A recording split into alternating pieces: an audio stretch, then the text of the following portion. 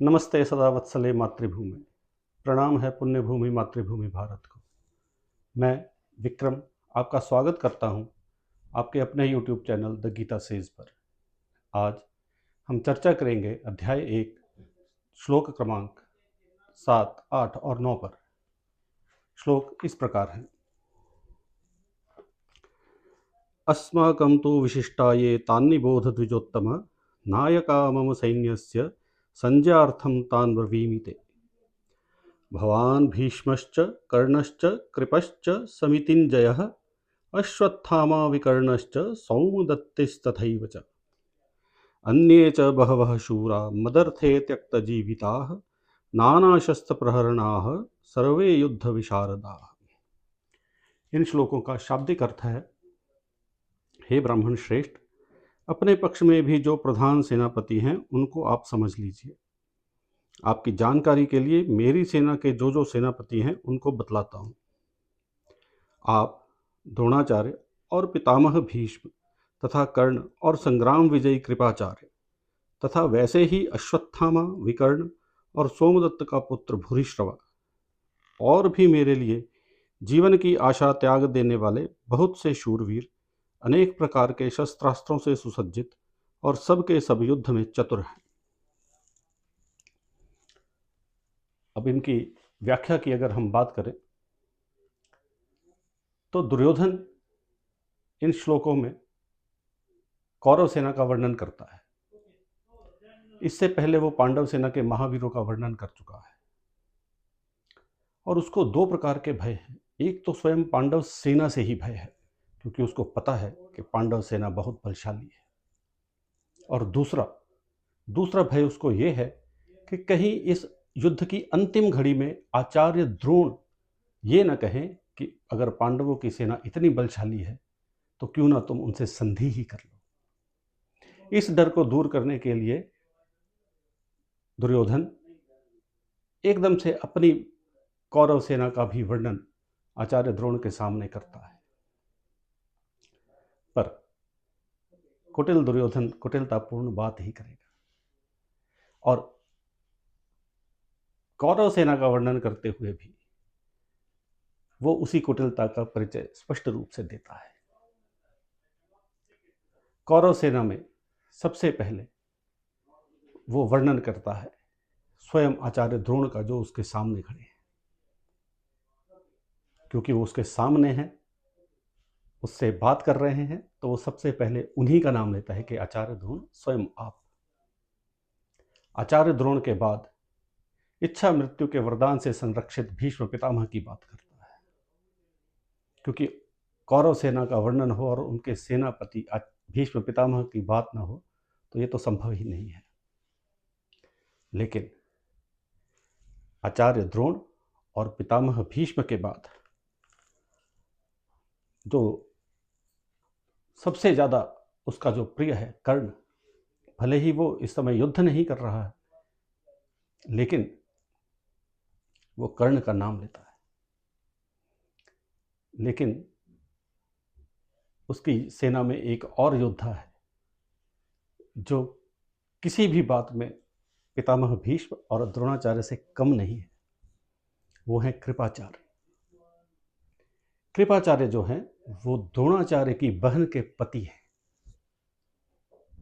तो द्रोणाचार्य को प्रसन्न करने के लिए वो कर्ण के बाद कृपाचार्य का नाम लेता है। कृपाचार्य के बाद स्वयं द्रोणाचार्य के पुत्र अश्वत्थामा का वो नाम लेता है।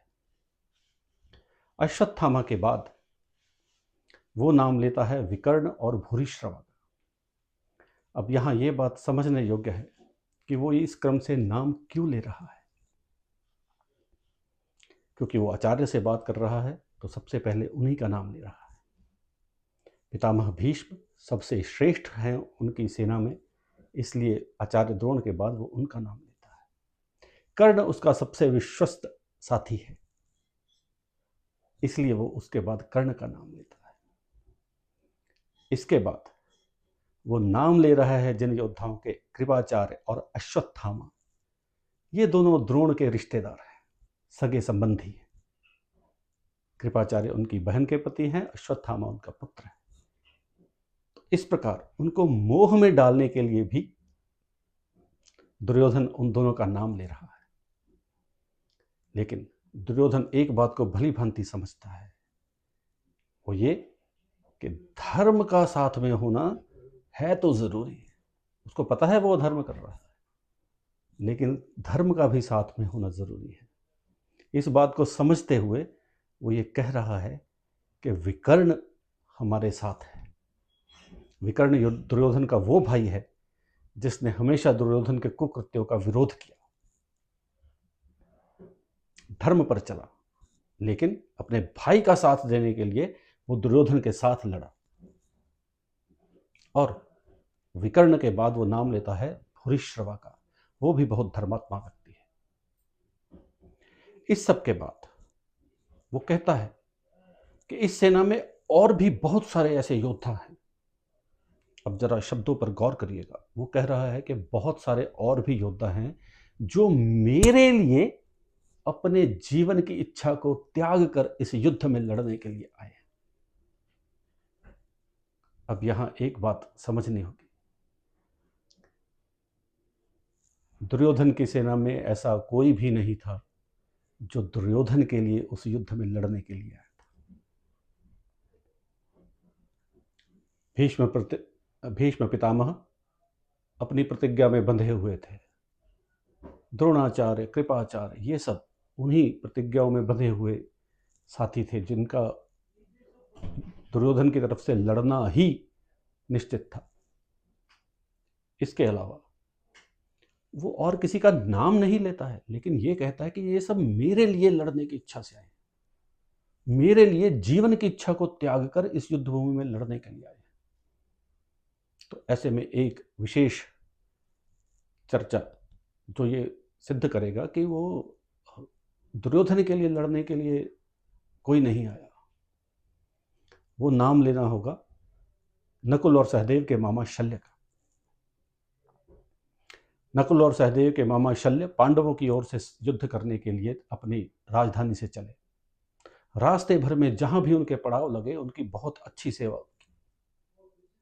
सेवा की दुर्योधन ने, सारी व्यवस्थाएं की।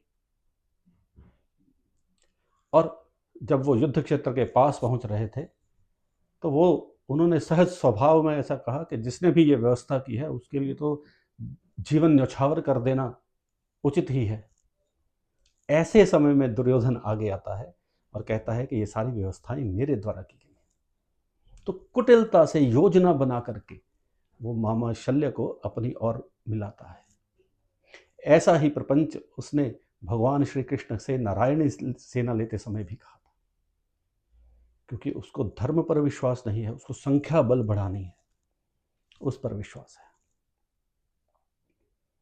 इसलिए कोई भी योद्धा दुर्योधन के लिए लड़ने के लिए नहीं आया है।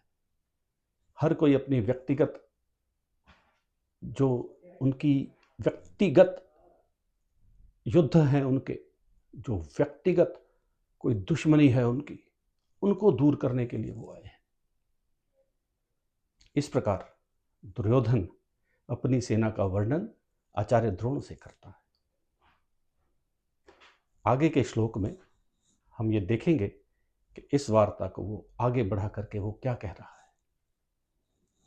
अभी के लिए मैं अपनी वाणी को विराम देता हूँ और आपसे आग्रह करता हूँ इस गीता यज्ञ में हमारे साथ जुड़कर इस वीडियो को शेयर करें, चैनल को सब्सक्राइब करें और अधिक से अधिक इस गीता ज्ञान यज्ञ में अपना सहयोग प्रदान करें। नमो नारायण, शंभो महादेव।